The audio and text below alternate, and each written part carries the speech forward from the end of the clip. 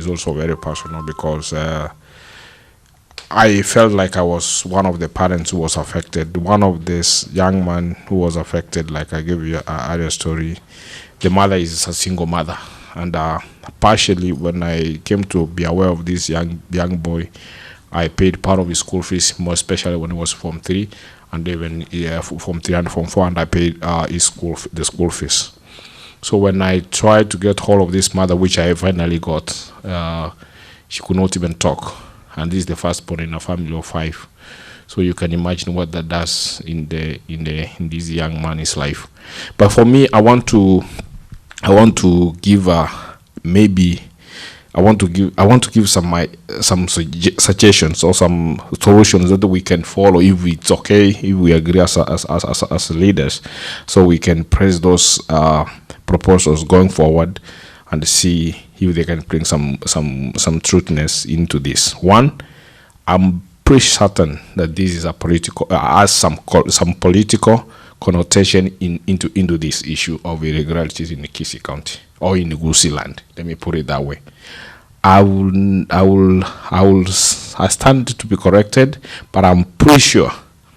Even if I had my friend Felix said to let the Chicho pay for and all that to do investigation, we don't need. I mean, the bottom line has something to do with political connotation on what's happening in the Gusii land. 2, I strongly think, as much as there was irregularities, like my good friend Stanley said, let's go to the core. Let's find out what was the criteria. How did they come up with this?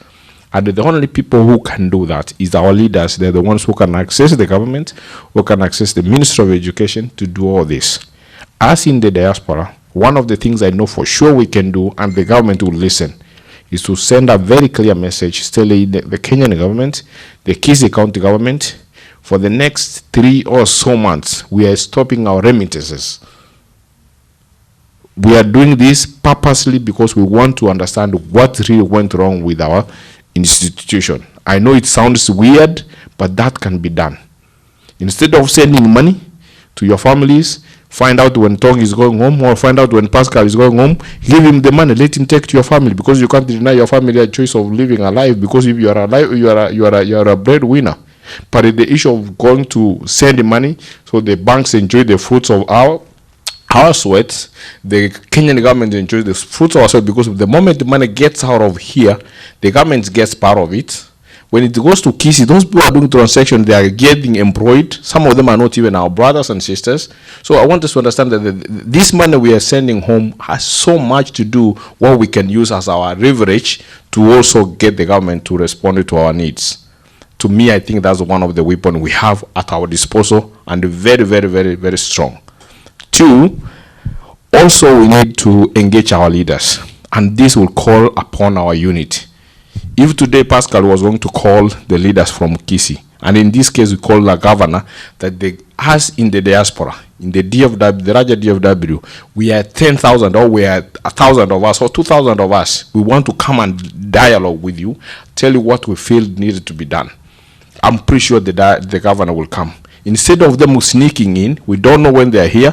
Maybe they call Tongi, or they call Pascal, or they call somebody. They go to somebody's house, and we don't get to know. Because why?